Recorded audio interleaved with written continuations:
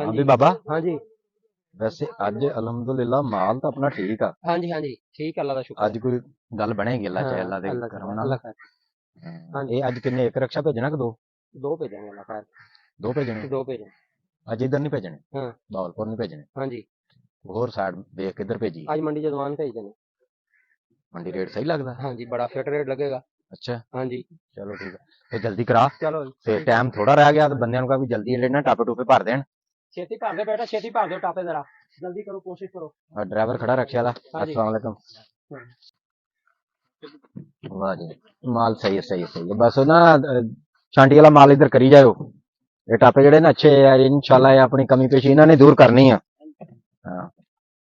ओ बाबा हाँ जी, ओ इधर ख्याल कर इधर है की करन दिया नहीं, नहीं, सही भरन डे यार, सही भरन डे यार। वो की सही भरन दिया हाँ जी, इधर छेती कर बच्चा, जल्दी जल्दी कर।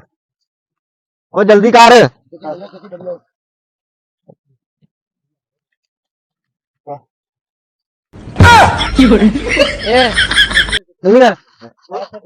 ठीक है। हैं? ओ बाबा ने पैसे नहीं देते पैसे अच्छा देने हैं, तू जल्दी कम कर, जल्दी कर। हाँ फटाफट, हाँ हाँ बिल्कुल ठीक।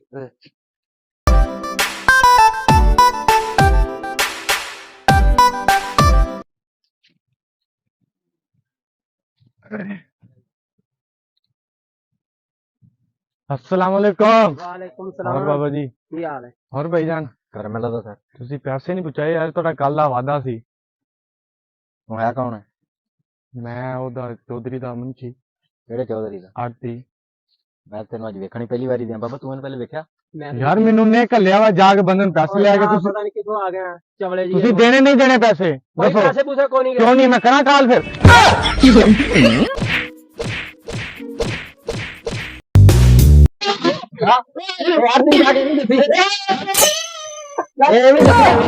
अरे